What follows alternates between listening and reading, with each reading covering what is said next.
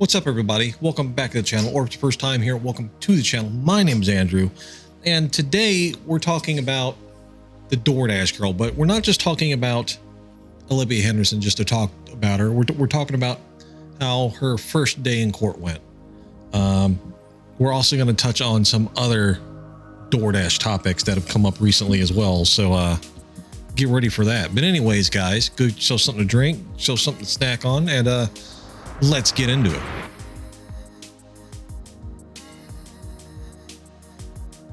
So, the DoorDash girl, Olivia Henderson, finally had her first court appearance. And after a month of posting online, making accusations, and blasting the man's genitals to millions, she walked into court and said two things: "I'm not guilty," and "no cameras, please." Just the fact that she thinks she is entitled to any more privacy than the individual that she blasted to millions of people is insane. The woman who filmed the stranger without consent and put it on TikTok for views doesn't want to be filmed on camera in the courtroom. So let's talk about what actually happened in court. Let's talk about what she's being charged with and why the judge isn't exactly buying her version of events. As always, everybody, if you like what we do here, like, subscribe, let me know down below. And yeah. So Henderson appeared in Oswego court on felony charges, standing next to her brand new public defender. Because yes, the influencer lifestyle apparently didn't come with a legal fund. She pled not guilty to both charges: unlawful surveillance in the second degree and disseminating an unlawful surveillance image. These aren't misdemeanors, they aren't oops charges, they are serious felonies. And immediately after pleading not guilty, her attorney asked the court, "Judge, we'd like no cameras in the courtroom. This case is private." The irony could power New York electrical grid. Let's get into what she's actually being charged with here. Unlawful surveillance: recording someone's intimate parts without their knowledge or consent in a private place. Dissemination of an unlawful surveillance image. Posting or sharing of that image. You don't need intent, you don't need malice, you don't need a villain speech. You just need to have done one thing, and according to police, she did that thing twice. So here's where everything changes, because the entire case hinges on the Ring doorbell footage. No one online has seen it, and if they have seen it, they're misremembering, or they've been lied to, or they themselves are lying. The doorbell footage was never made public. When the cops, listen, we're going to get into deep lore here. When she called the cops to say that this dude SA'd her, the cops went and talked to him. He then realized that he had his image and his goods blasted all over the internet. He pulled up the Ring camera footage and gave it straight to the cops. It went to evidence. He never released that footage for the internet to see. So anyone who's been on camera saying that, "Oh, I've seen it, it's out there," no, they haven't. The fact that the Ring doorbell footage was just now mentioned by police means that nobody out there should have even been mentioning Ring doorbell footage beforehand. But anyways, let's keep moving. According to investigators, the Ring footage shows no SA of any kind. Police say that the footage directly contradicts her original claims. That's why the accusation disappeared so fast. And two, the door was not wide open. Despite her saying that she just walked up to an open door, police say the video shows pushing the door open further and stepping inside the entryway. So she actually went into this person's house. So the innocent drive-by delivery moment was not so innocent. The customer never invited her in. The man was intoxicated, unconscious, and unaware that she was there. Definitely not saying, "Come on in and film my junk for TikTok." And her TikTok video is separate. Her own phone footage, the one that she posted online, was taken down for nudity and is part of a felony investigation now. The Ring footage stays sealed unless it's shown open in court. Side note, her lawyer is asking for no cameras is starting to make more sense now. So why this looks so bad? So let's stack this up. Her original claim doesn't match the Ring evidence. She entered the man's home threshold. She filmed his private parts. She posted it online. She accused him. She went viral. And now she doesn't want herself filmed because the case is private. It's giving, I can dish it out, but I can't take it energy. Here's the legal timeline. Discovery. Both sides get the evidence. Motions, including the no camera request, are now viewed. Possible plea deals are also put on the table, very likely with a public defender, or a full trial if she refuses a plea. If convicted and needs to only stick and then reduced, she might walk with probation. But either way, the ring footage is going to be the star of the case, not TikTok. So that's where we are right now. The DoorDash girl wants privacy, the court wants the truth, and the ring camera already told its side of the story. What do you guys think? Is the misunderstanding that spiraled out of control, or do you think that the internet would take her side no matter what she posted? I don't really care. She's kind of cooked, in my opinion.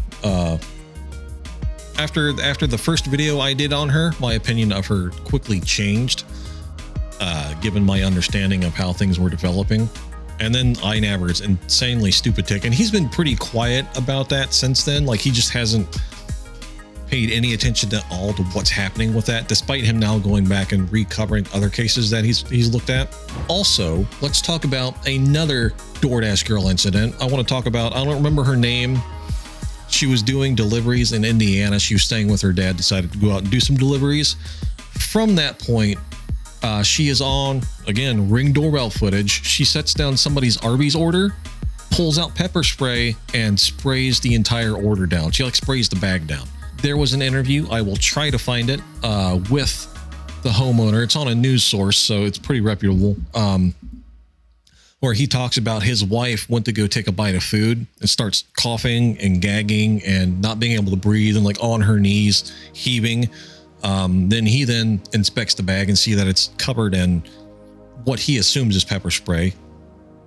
I think that assumption is pretty safe to say. Which is insane. She's now in the spotlight, also a DoorDash driver.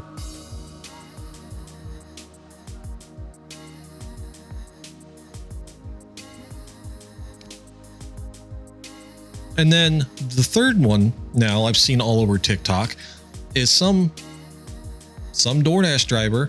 This woman ordered like a seafood boil or something like that.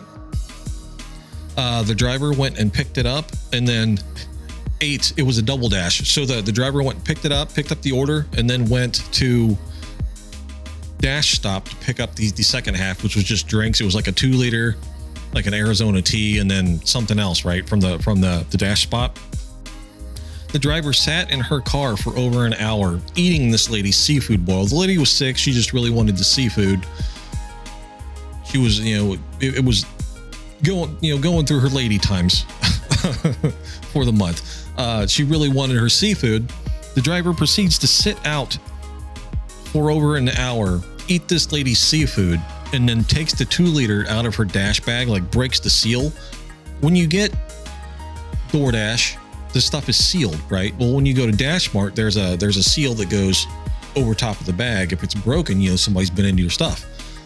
So she breaks the seal on the Dash Mart bag, pulls out the 2-liter, and then chugs that, throws it back, throws the empty thing back in the bag, and then delivers the empty food bag and the empty, the now empty Dash Mart bag to the customer.